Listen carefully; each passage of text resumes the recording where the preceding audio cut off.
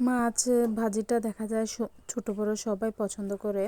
এভাবে মাছ ভাজি করলে মাছের যে আটছে গন্ধটা আছে তা আর থাকে না।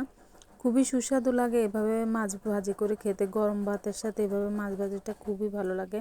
এই তো দেখেন, তার জন্য আমি বড় বড় করে টুকরা পাঙ্গাসের পিস নিয়েছি। এগুলোকে একটু আদা রসুন বাটা দিয়ে, হলুদ মরিচ ধনিয়া একটু করে দিয়ে, একটু জিরা দিয়ে, লবণ দিয়ে ভালো করে মেখে নিয়েছি।